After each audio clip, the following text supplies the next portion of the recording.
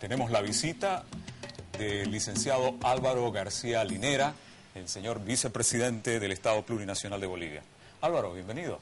Muchas gracias, José Luis, muchas gracias por su invitación y felicidades por el programa que en poco tiempo ya está posesionándose en el ámbito del debate cultural y político en nuestro país. Esto de tener los nombres compuestos me pasa, le digo, Julio César. No, José Luis. Julio César. No, los nombres compuestos son complicados, se lo dije a mi mamá alguna vez. ¿No? Julio César, no, muy imperial me parece el nombre, pero se lo dije alguna vez a mi madre. Bien, sin duda alguna marca la coyuntura política en este momento, las subnacionales, señor vicepresidente. En estos días se han conocido nombres importantes de candidatos. Hubo una sorpresa en Santa Cruz y hubo un nombre también interesantísimo en La Paz. Le digo en el caso de Santa Cruz. En el caso de Santa Cruz un obrero y en el caso de La Paz una señora de pollera. ¿Cuál es la orientación de esta elección de candidatos? En el caso de Santa Cruz, totalmente fuera de toda predicción. Yo creo que los que apuntaban hacia empresarios, a figuras emblemáticas, se equivocaron. ¿Qué pasó en eso? ¿Cómo fue el proceso de elección de estos dos candidatos de dos ciudades, de dos departamentos fuertes? Una elección nacional de presidencia, vicepresidencia y diputados, senadores, son elecciones que ponen en juego proyectos de país, de Estado, de sociedad, de economía. Ahí se pone en juego. Las elecciones nacionales y municipales no ponen en juego proyectos de país, ni siquiera de región. Lo que ponen en juego las elecciones, tanto a gobernación como a las alcaldías, es la presencia de liderazgos locales. Entenderemos, sí, de que estos son gobiernos más próximos a la gente. En el caso concreto de la elección de una ciudad, por ejemplo, para un municipio, hay mucha proximidad, es muy tangible lo que pueden hacer esta gente. Sí, pero lo que pueden hacer está en el marco de una estructura estatal y económica que se define en otros lados. Le doy un ejemplo. Supónganse que Santa Cruz o Cochabamba quiere hacer su tren urbano. Es una inversión de 500, 600 millones de dólares. Eso es imposible, lo hace el gobierno local. Definitivamente, imposible. Con la estructura que tiene el Estado plurinacional ahora, más que difícil, es imposible. Eso requiere la acción coordinada entre el gobierno departamental y el gobierno nacional. Entonces, lo que hacen los gobiernos departamentales y municipales es administrar más cerca a la gente un modelo estatal, un modelo económico, a partir de los liderazgos. Esa es la gran diferencia entre una elección nacional y una departamental o municipal. Y en la medida en que elecciones departamentales ponen en juego la existencia o la proyección de liderazgos locales, lo que hemos hecho nosotros, en el caso de Santa Cruz, en el caso de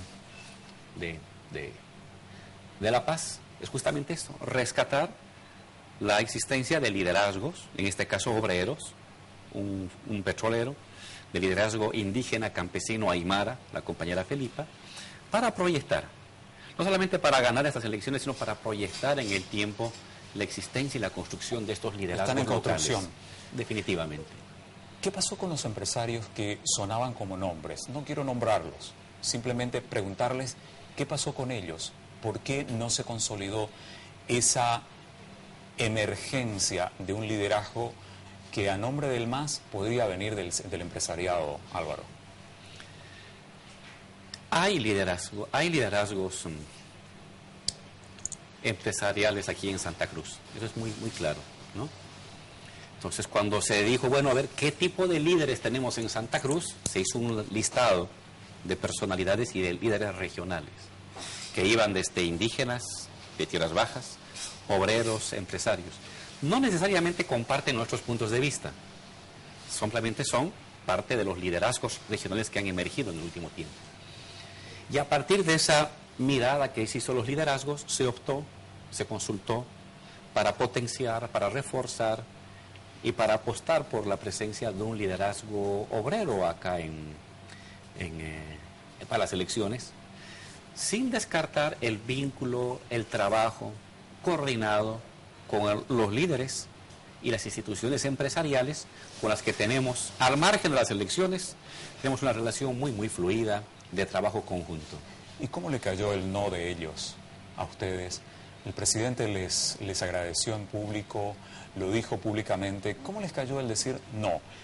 A estas personas que han allanado el diálogo entre la región o entre las instituciones con el gobierno, y cuando se les pidió un compromiso político, ustedes que hablan, dialogan tan bien con nosotros, tan articuladores que han sido, ¿por qué en su momento, cuando se les pidió un compromiso político, dijeron no? ¿Cómo interpretan eso? El presidente no se acercó, no habló directamente con ellos, no les hizo la propuesta directamente. Ya. Eso yo le puedo confirmar. Lo que sí se dijo es, hay estos liderazgos en Santa Cruz, acérquense para ver qué están opinando que van a hacer. Ya. Algunos decían, no, yo estoy en actividad económica y estoy muy bien donde estoy. Incluso había otros líderes regionales que dicen, yo ayudo mejor desde donde estoy, aporto mejor al proceso desde donde estoy. Entonces, una vez de que se hizo primero una mirada de los liderazgos regionales en Santa Cruz, la predisposición de ellos para pasar al campo político, a partir de eso recién se comenzó a la búsqueda de las personas. Entonces, no hay un momento en que el presidente se haya acercado a decir, oiga, usted quiero que sea mi gobernador, y el otro haya dicho no. Eso no ha habido. No ha habido. Ha sido un proceso un poco más, digamos, más suave, más de acercamiento en función de predisposición a asumir tal o cual tipo de tarea. ¿Fue difícil elegir al candidato en Santa Cruz, al candidato de la gobernación, para la gobernación? Los líderes de oposición dicen que les costó.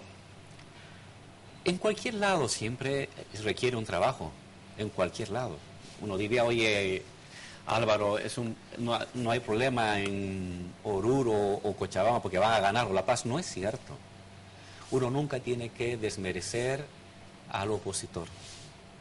En cualquier parte el opositor siempre tiene oportunidades. Y hay que escoger aquel que nos acerca más a la victoria. Entonces, aquí ha habido diálogos, acercamientos, búsquedas. Igual en La Paz, lo mismo está pasando en Oruro, lo mismo está pasando en Potosí. Entonces, en cualquier lado, escoger a un líder que pueda hacer frente a las elecciones no es cosa fácil. Requiere preguntar, averiguar, hacer cálculos, hacer balances, oír muchas voces y sobre eso tomar la posición.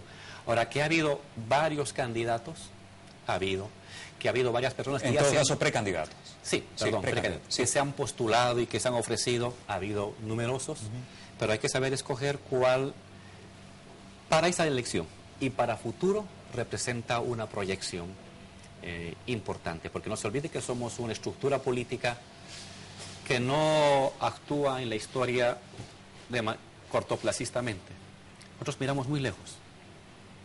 Entonces, en lo que damos el paso hoy, estamos viendo lo que va a pasar en los siguientes 5 o 10 años. A propósito de lo que acaba de decir, usted les dijo a la oposición, a través de los medios de comunicación, principalmente en una entrevista a un diario de Santa Cruz, le dijo, la oposición, para que puedan crear un proyecto interesante, van a pasar 10 años, para construir también en ese proceso de liderazgos nacionales. ¿Van a pasar 10 años también para la construcción de líderes regionales como en Beni o Santa Cruz, por ejemplo, para el MAS? O en tiempo, usted que maneja muy bien el tema de los tiempos y que ve procesos largos o ve procesos hacia el futuro, ¿son 10 años para la emergencia de un líder que pueda encabezar los triunfos del MAS a nivel local?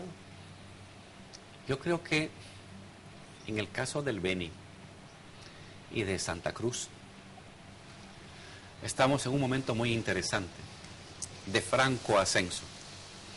Me ha tocado en estos días ir a municipios a entregar casas, puentes, Y en caso de Santa Cruz, Beni, Tarija y Pando, yo comentaba, cada municipio teníamos 3%, pasamos a 20, de 20 a 40, a 45. Eso es un ascenso. Y estoy seguro que en el caso de Santa Cruz y en el caso del Beni, la construcción de los liderazgos propios es más rápido, es más rápido. Más bien, donde me está preocupando más es en el occidente. Ah, mire usted. Me preocupa más.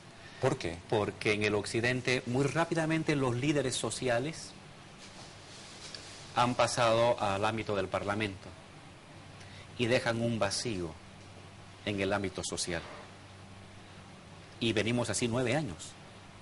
Emerge el líder social en un sindicato, en un gremio, en una comunidad, tiene fuerza, rápidamente se convierte en diputado, en senador o munícipe. Es como replicar la experiencia que ha tenido el señor presidente del Estado Plurinacional, que él emerge como un líder del movimiento de cambio y de pronto, viendo hacia el lado, al lado de él, no hay un líder de recambio. ¿Es más o menos ese fenómeno? Con la diferencia de lo siguiente: el presidente Evo construye su liderazgo en el sindicato, salta al Parlamento y construye liderazgo político en el Parlamento. Ok. Muchos compañeros, excelentes líderes sociales, cuando pasan al Parlamento o a la gestión municipal, desaparecen. Porque el Parlamento, en cierta medida, es una trituradora de espíritus. Y si uno no sabe asumir el reto de lo que es un Parlamento, audaz, agresivo, visible, es preferible un líder social con más peso que 3 ministros, que un parlamentario opaco. Y eso ha pasado con varios líderes sociales, que cuando estaban en la sociedad eran excelentes, con gran autoridad local y nacional, y cuando pasan al ámbito parlamentario rápidamente se diluyen. Entonces, eso está pasando con varios líderes sociales, y eso me preocupa, porque el occidente, al igual que el oriente, tienen que generar gente para el parlamento, gente para las gobernaciones y municipios, pero también mantener fuerte presencia social. Guillermo Mendoza en La Paz, en Santa Cruz. En los siguientes días vamos a resolver ese tema. Álvaro, no me va a lanzar la exclusiva. No, en eso le soy honesto, no por esconderle nada, pero simplemente por respeto. Y le puedo dar ahorita un nombre, o 2 o 3, que luego capaz no resulten. Pero perfiles, ni comunicadores, ni líderes locales, Ajá. líderes regionales. Rápido, un perfil así lo más sucinto posible, Álvaro. Una persona que al voto del MAS, a la estructura del MAS, le puede incorporar un plus. Creo que con eso le ayudo. Porque el MAS va a votar. Hemos ganado en Santa Cruz. Sin presidente eso va a bajar un poco. Pero hay un voto del MAS. El que venga tiene que traer un poco más.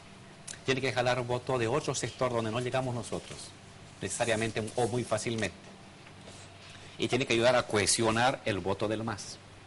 Bien. Entonces, es una persona que, le resumo, al voto que ya tiene el MAS, seguro a su voto duro, le tiene que añadir algo, un extra, un plus. Las personas que cumplan esas posibilidades son las que más nos vamos a acercar a hablar, a dialogar y a consultarles si tienen predisposición. Bien, vamos a hacer una pausa. Estamos con el señor vicepresidente del Estado Plurinacional, Álvaro García Linera. Ya volvemos.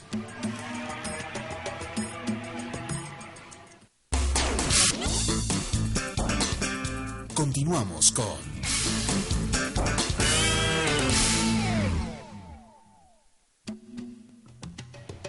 Álvaro García Linera. Estamos conversando sobre la coyuntura y esta vez, Álvaro, la relación Estado-empresarios. Usted se ha reunido, se va a reunir con los agropecuarios, eso lo acabamos de comentar, es una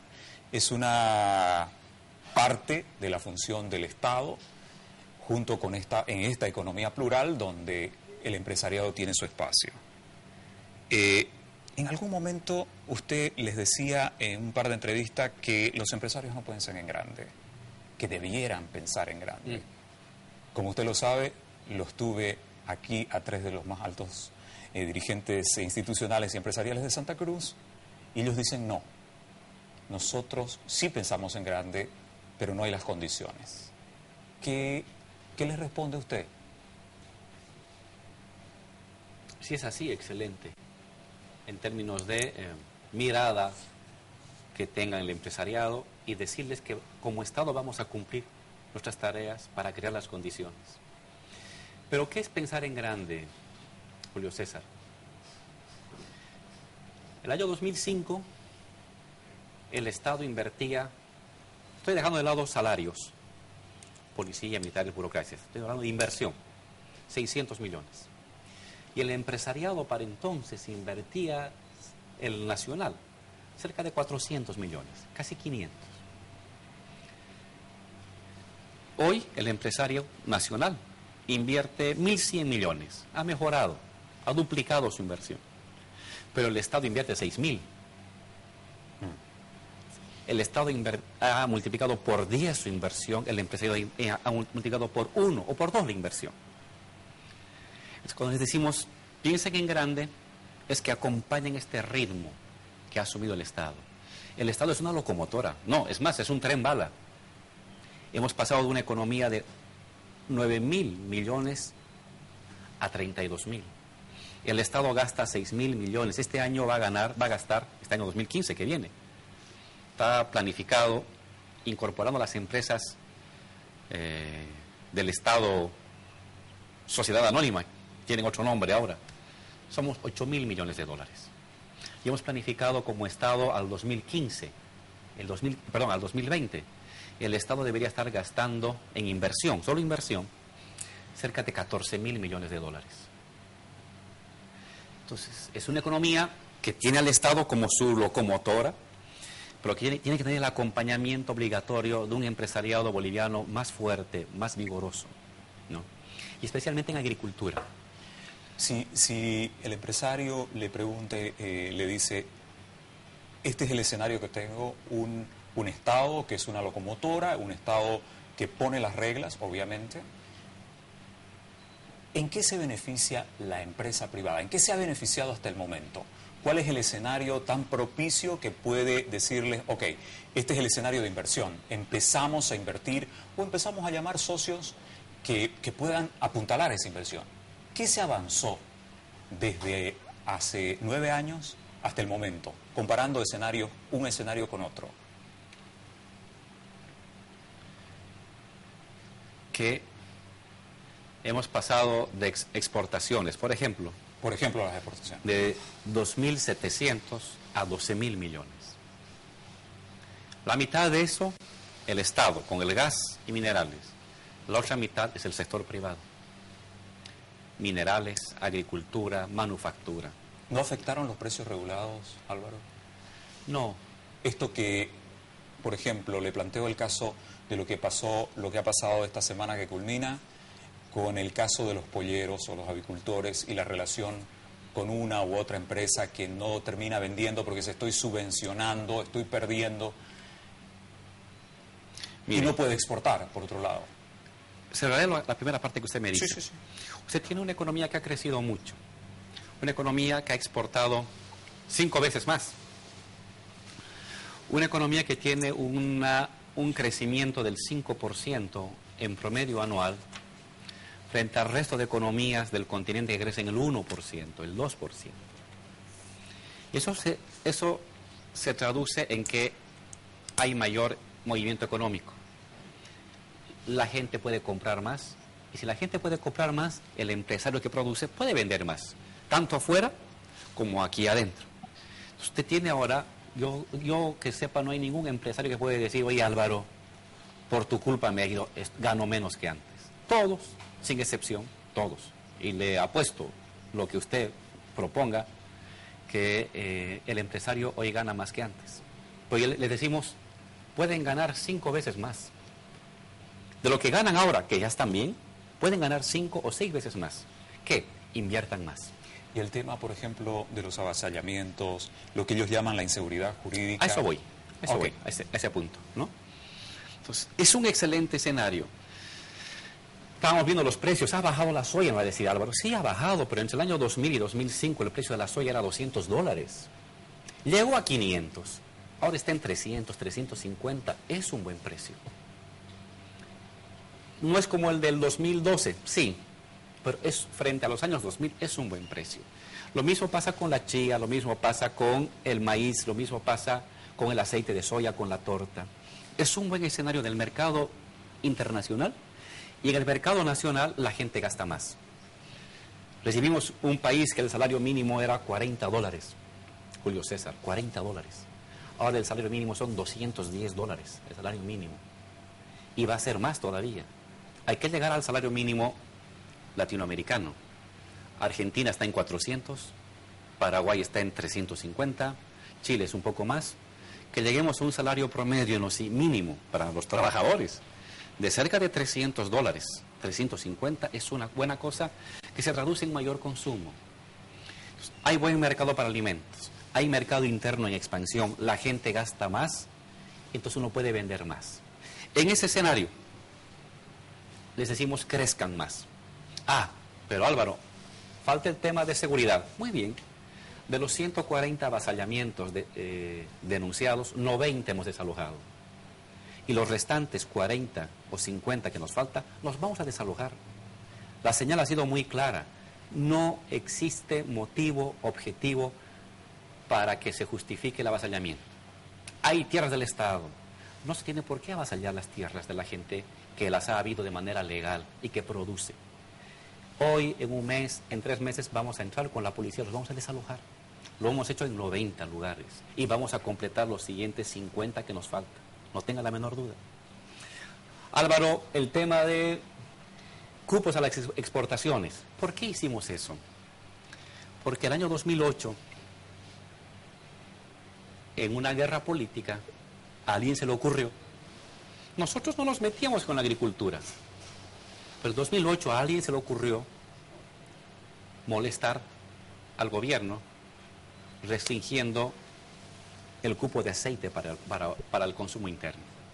Se exportaba cualquier cantidad de aceite al extranjero, pero se comenzó a restringir el aceite interno para el boliviano.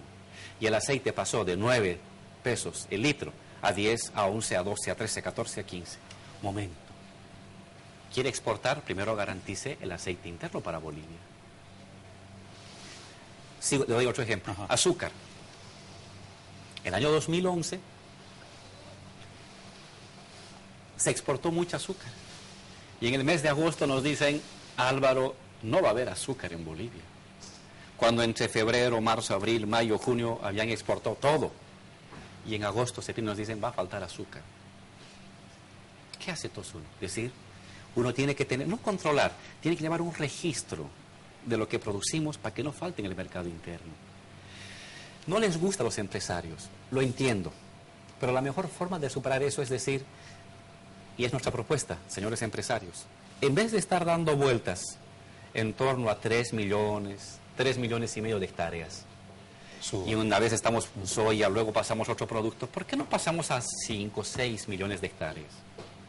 Ahí nadie se va a preocupar de los cupos, porque va a haber de sobra para el mercado interno. Es más, el mercado interno va a ser el 20% del consumo, y el 80%, el 70% o el 90%, expórtenlo. Eso les decimos. Pasemos a producir de 3 millones y medio de hectáreas hoy a 5, a 8, a 9 millones de hectáreas. Que eso está en el 2025, ¿no? Queremos la proyección. 15-20. Somos más ambiciosos. Más ambiciosos todavía. Se va a requerir dinero, hemos fijado tasas de interés bajas, hemos obligado a la banca, que gana harto, que la mitad, no, el 70% de sus créditos va a producción y construcción. Hemos obligado a la banca que dé crédito al agropecuario, pequeño, mediano y grande. Lo hemos obligado a la banca. El agropecuario va a tener otro tipo de, ¿cómo se llama? Garantías no convencionales.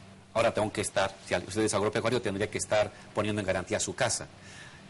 En las siguientes semanas va a poder poner en garantía su maquinaria o su producto agrícola. Correcto. Eso le va a facilitar. Presidente Evo, necesitamos más caminos, los vamos a hacer. Presidente Evo, necesitamos más silos, los vamos a hacer. Presidente Evo, necesitamos colocar tren, lo vamos a colocar. Nosotros vamos a colocar el tren, lo hemos dicho hace 2 años, y estamos en los últimos detalles del dinero para poner el tren desde Puerto Suárez hasta Puerto Bush. En Puerto Bush vamos a hacer un superpuerto para los privados Que y esa para el Estado. es una de las reivindicaciones del sector empresarial de muchísimos años. Nosotros lo hemos planteado hace 2 años, hemos buscado la plata, ya tenemos el diseño final, lo vamos a hacer. Que hay que construir el ferrocarril para sacar hacia Puerto del Pacífico. Eso va a costar 6.000 millones. Lo vamos a hacer. Vamos a crear las condiciones de una infraestructura productiva para pasar a transportar de 1 millón a 10 millones de toneladas año. Esa es nuestra obligación. Perfecto. Entonces, vamos a cumplir lo que nos plantea el empresariado. ¿Pero qué le pedimos a él? Que invierta, que gaste. Álvaro, hablemos del MAS por dentro.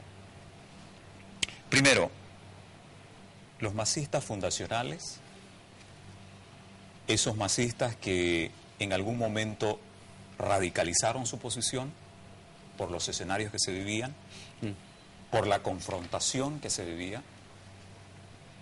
Luego hubo como una especie de relevo y de pronto fueron desapareciendo estos rostros de la confrontación y del enfrentamiento y ahora están emergiendo nuevos masistas.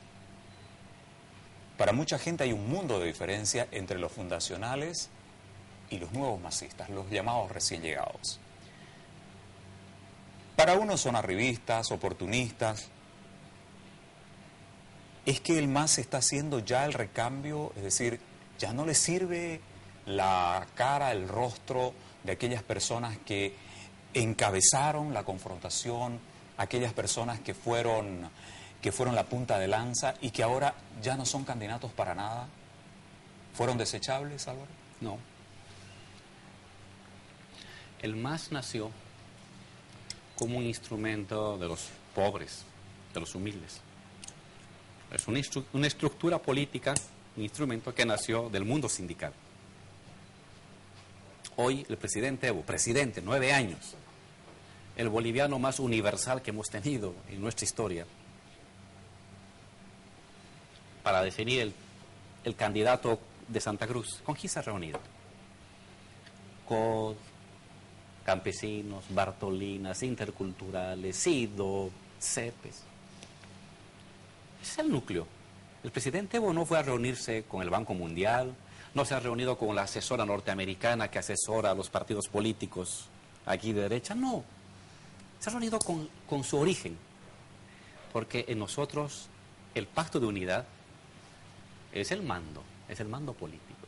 Vaya usted a un ampliado del MAS. ¿Quiénes se sientan en la testera? No están ministros, no están senadores ni diputados, están las organizaciones sociales. Ese es el mando político. Así nació, así está hoy y así vamos a mantener. ¿No cambió el MAS en eso? ¿Qué es lo que ha pasado ahora? Que en torno a este núcleo de acero, porque es un núcleo de acero, el núcleo duro, las organizaciones sociales, cuando estábamos fuera del gobierno, acción de resistencia. Cuando estás en el gobierno, acción de gestión. De la protesto que esto está mal y esto está mal. En gobierno, ya no puedes protestar, tienes que ejecutar.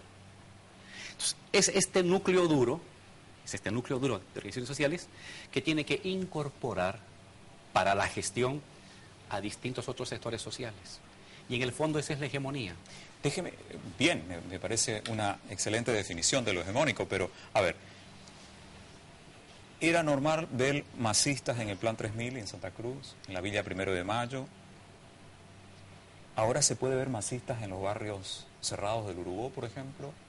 Se pueden ver, hay masistas en Equipetrol, en Las Palmas, en Santa Cruz, en barrios exclusivos de la zona norte. ¿Dónde están los masistas ahora? En todas partes. Ese es el liderazgo moral y intelectual. ¿En las instituciones cruceñas también? En todas partes tienen que estar. La cosa es preservar el núcleo duro, el mando. ¿Quién tiene el mando? Si se mantienen las organizaciones sociales, ellas tienen que obligatoriamente llegar a sectores medios y sectores altos. Pero perdóneme, pero tengo la tentación de hacerle esta pregunta, pero no es que se incluyen oportunistas, arribistas, que después de lo que han pasado ustedes, los masistas que han construido el cambio, llegan y todo está servido. Y resulta que es más fácil adherirse que irse como astilla en contra en el barandal. La pregunta es, ¿quién tiene el mando? Ahí está el secreto. Claro. Si la revista tiene el mando, las cosas están mal. Pero si la revista se incorpora al mando y al núcleo duro, eso es hegemonía.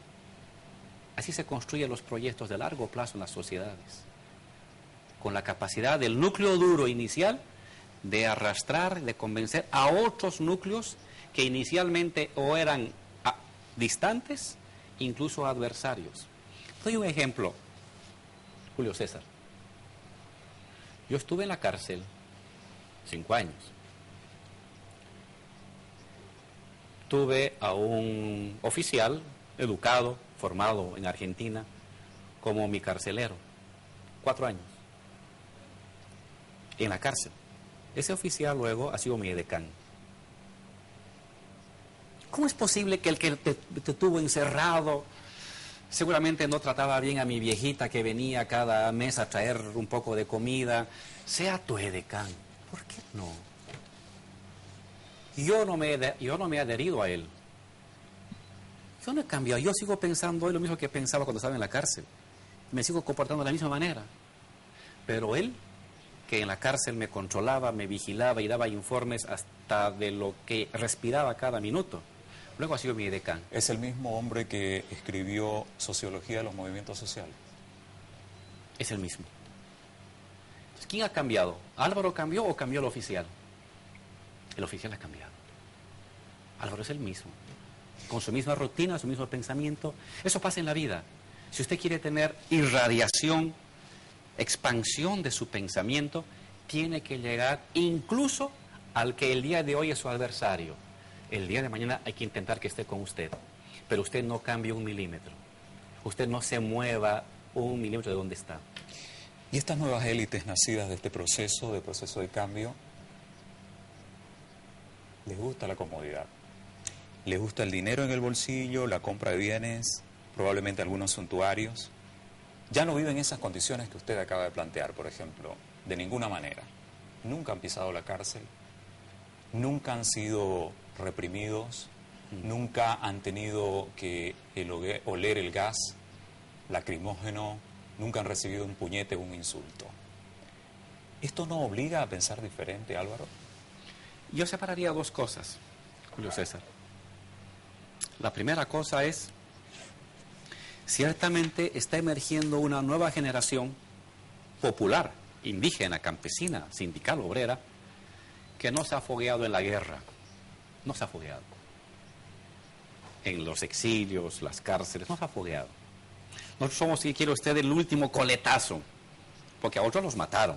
Nosotros somos el último coletazo de esa generación. La nueva generación se ha fogueado en la resistencia final al neoliberalismo y en el proceso de cambio. Los jóvenes que tenían 5 o 10 años el año 2005 ahora tienen 20. Tienen otra mentalidad. Conocen a Evo desde que tienen sentido de raciocinio y solamente han visto a Evo como presidente. Evidentemente hay una otra generación forjada bajo condiciones ya de una gestión. Y eso crea otro tipo de espiritualidad. Ahí sí estoy de acuerdo con usted. Pero no estoy de acuerdo con lo que usted decía. Hay gente que le gusta la comodidad y ahora los lujos. No. Va a ver usted, le adelanto hoy, pero puede hacer un seguimiento con GPS. Ministros que van a dejar de ser ministros. Va a haber un número que va a dejar de ser ministro o ministra. Vea qué hacen. Buen desafío. Vea si en 6 meses o en 1 año aparecen con una casa nueva. Vea si en 3 meses van a aparecer con su Hammer viajando a Miami. Yo le garantizo que no. Porque nuestros otros ministros, en 9 años hemos tenido muchos ministros. He visto salir a una ministra del Palacio, la ministra creo que era de producción, subirse a un minibús, irse al Alto, a seguir tejiendo para vender. Eso somos nosotros. No me puede señalar usted un solo ministro que haya dejado la gestión del presidente Evo y que hoy sea un potentado. En el caso de los ministros es cierto, ¿sí? Probablemente lo que usted está describiendo es muy cierto. Pero vamos, en esa posición que alguna vez conversamos en otras entrevistas de sustituir una élite por otra? ¿Qué hubo? ¿Hubo una sustitución de élite por otra? Principalmente, yo quiero verlo desde todo Bolivia, ¿no? Pretendo no mirarme el ombligo solamente desde Santa Cruz y quiero verlo en el proceso de cambio en toda Bolivia. ¿Hubo la sustitución de una élite por otra? ¿Hubo una alianza de élites de la nueva y la vieja élite que estaba en Bolivia gobernando, no sé, 10, 20, 30 años en el último proceso democrático? ¿Qué fue lo que pasó? No sociológicamente, políticamente, desde el punto de vista de la participación de estos líderes emergentes que de pronto toman decisiones y de pronto también disfrutan del poder, porque eso ha sido lo que estaba pasando. Es decir, esa bonanza económica del país que ha llegado a la base de la pirámide o que ha llegado a la mitad de la pirámide y que ha encumbrado a empresarios, comerciantes, a gente que ha estado de a poco aprovechando este escenario. Esa gente ha sido integrada a la élite. Por eso yo le preguntaba, ¿hay masistas en las instituciones cruceñas? ¿Hay masistas en la CAINCO, por ejemplo?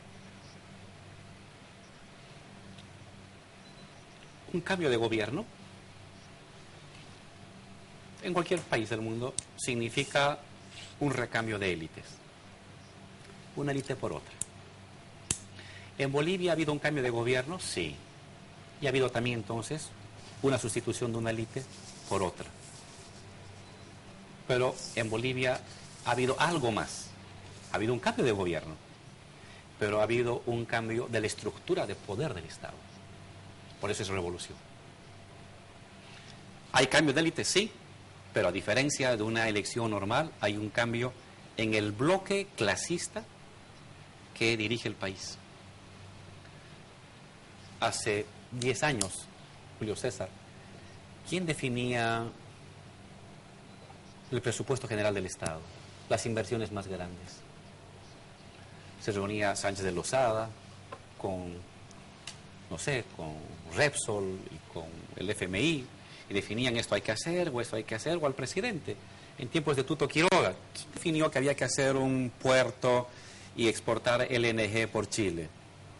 Fue Tuto Quiroga que se quedó con su bolígrafo de la firma de ese acuerdo en Estados Unidos, con una empresa norteamericana, el apoyo del Banco Mundial.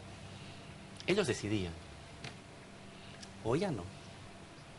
Hoy no se reúnen ni banqueros ni organismos internacionales para definir en qué se va a invertir el presupuesto.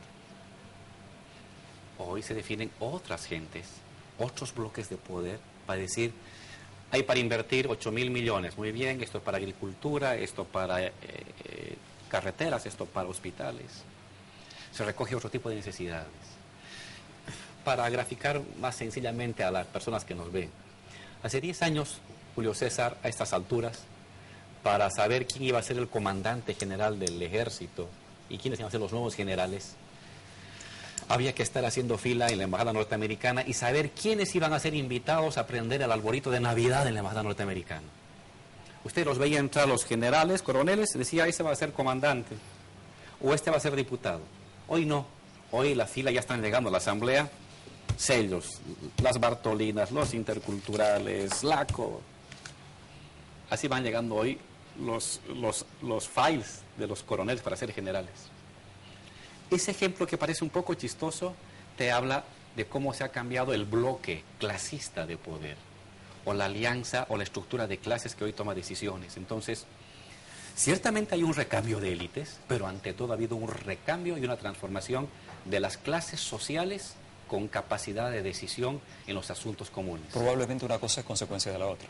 La primera respecto a la segunda. Perfecto. Voy a una pausa. Estoy con el señor vicepresidente del Estado Plurinacional, el licenciado Álvaro García Linero. Ya volvemos.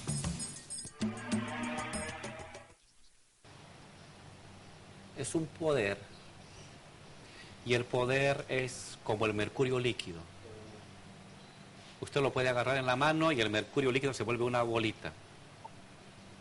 Lo puede tirar a la mesa y el mercurio líquido se va a volver muchas pequeñas pelotitas.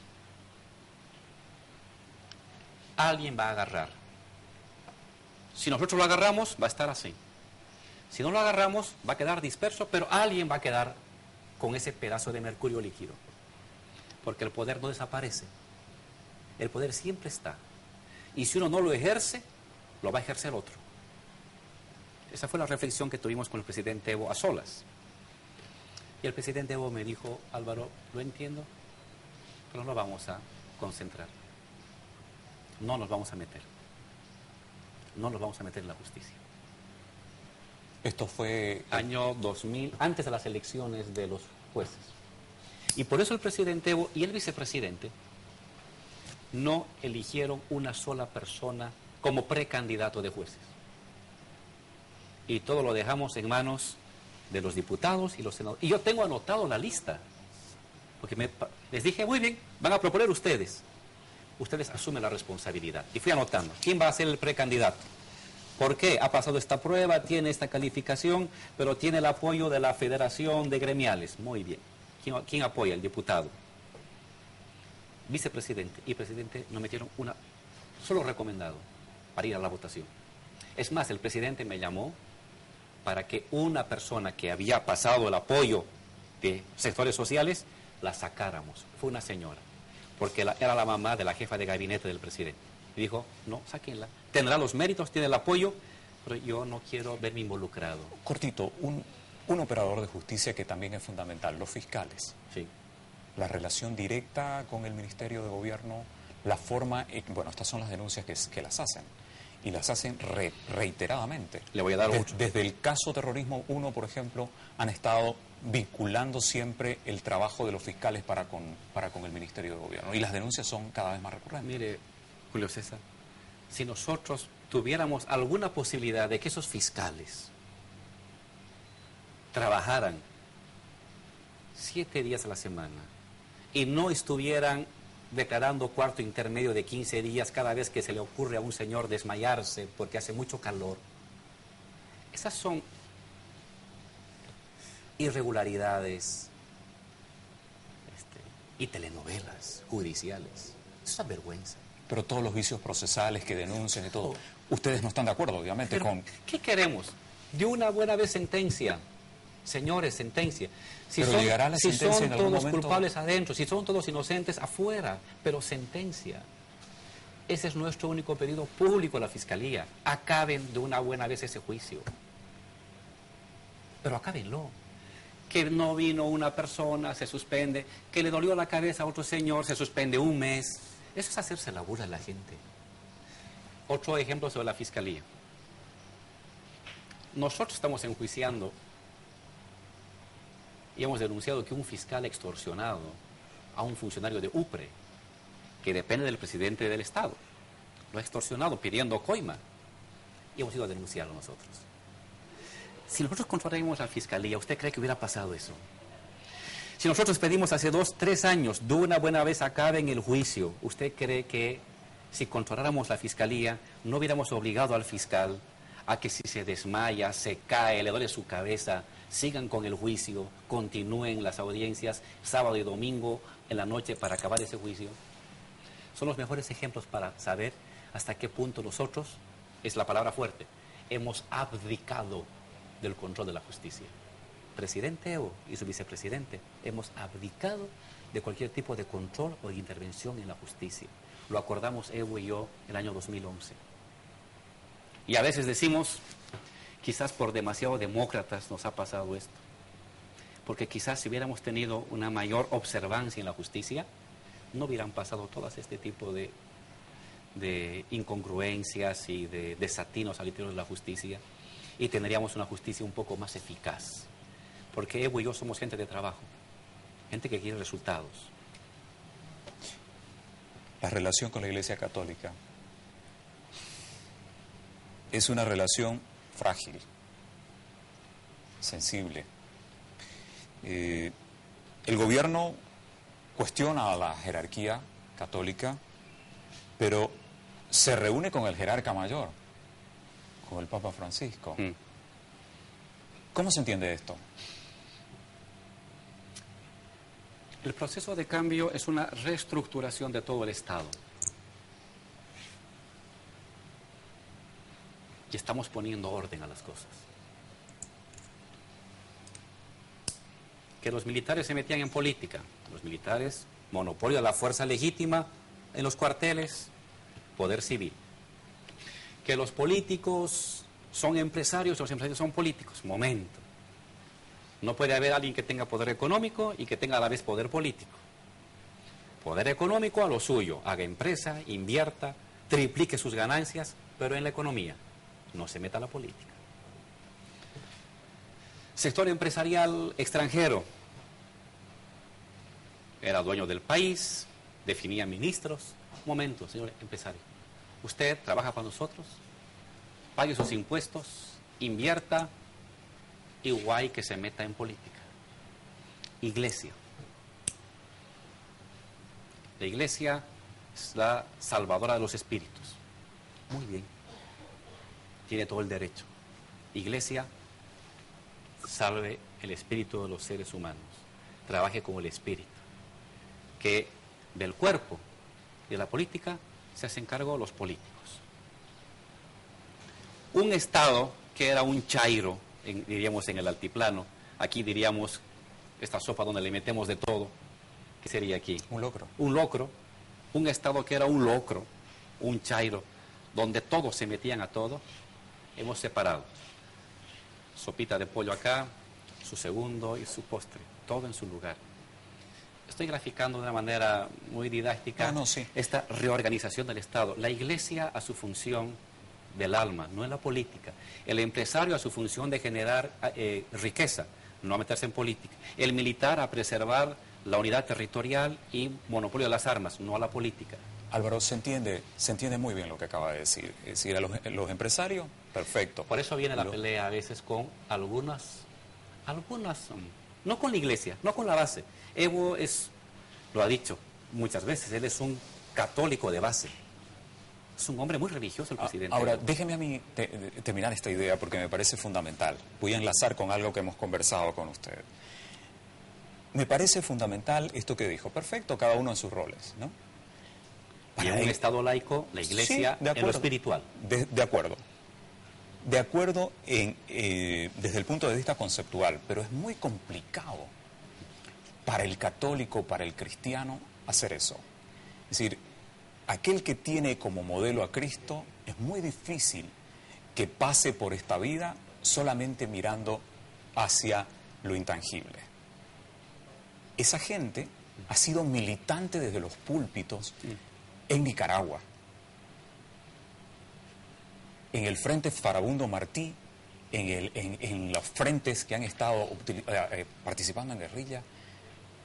Los sacerdotes jesuitas, se lo digo con todo respeto a los sacerdotes jesuitas, imposible es no verlos desde los púlpitos pidiendo que dictadores como Somoza salgan, o ver desde el arte, desde el cine, en el caso concreto acá, los jesuitas bolivianos que fueron masacrados en la década del 80, sin estar pidiendo democracia para este país. La Iglesia Católica en el Chapare, la Iglesia Católica en Potosí, en el Altiplano, en el Oriente, presente en la opción por los pobres. Eso, la derecha, la izquierda, por donde usted lo mire, fue una afectación política a los momentos en que vivía la historia de los diferentes países. ¿Cómo pedirle a la jerarquía, a la Iglesia Católica, que abandone su función política? Su función de los pobres en la tierra, que tiene una consecuencia política. Podemos discutir por qué lo crucificaron a Cristo. ¿Fue porque era un activista político, un revolucionario o un líder espiritual? ¿O todo al mismo tiempo? Julio César, cada persona es un resumen de la sociedad entera. Hago economía, trabajo, hago familia, hago cultura, hago política. Cada persona se desenvuelve en distintos ámbitos. Y eso tiene que ser así y va a ser así. Y el aporte revolucionario, moral, de las iglesias y de los católicos es fundamental y no se puede entender a América Latina sin su aporte. Pero ya en un Estado moderno y de derecho, la jerarquía, que anteriormente era casi como un parlamento paralelo, antiguamente, y esa es una vieja herencia colonial, como jerarquía tiene que tener su propio lugar, salvar armas, como jerarquía. Que un individuo haya dentro de la jerarquía, o todos los católicos, mi madre es muy católica, yo también tengo mucha herencia católica, optemos a partir de nuestra creencia religiosa, por acción por los pobres, incluso entreguemos la vida por los demás, es un tema que compete a cada uno. Pero la jerarquía ya no puede querer reeditar su viejo comportamiento de influencia y de decisión política que lo tenía antes. Ya no corresponde. Como jerarquía, como persona, tengo que hacer política, y tengo que hacer religión, y tengo que hacer economía, y tengo que hacer cultura. Pero como jerarquía católica, saberse replegar a donde le corresponda, la salvación de las almas. Y de hecho, tienen muchos problemas todavía que resolver. Tienen problemas internos. Tienen problemas internos de la demanda de las mujeres, tienen problemas internos del abuso a los niños, de algunos padres y jerarcas de la Iglesia Católica. El Papa lo está haciendo Francisco, con una valentía extraordinaria. Aquí deberíamos hacer lo mismo. Pero el viejo papel, ¿sí?, de rector o de consejero político de los gobiernos, ya no. Eso estaba bien antes. Ahora ya no va eso. Ni siquiera para... La jerarquía debe asumir lo que corresponde a una iglesia en un Estado moderno. Ni siquiera para mediar. No se necesita mediar nada. Los mediadores son las organizaciones sociales, los sindicatos, los gremios, el Parlamento. Álvaro, se nos ha cumplido el tiempo súper abundantemente. Y nos faltan varios temas. Nos faltan varios temas. No me quiero ir sin el último, rapidísimo. ¿Cuándo nos sorprende como padre?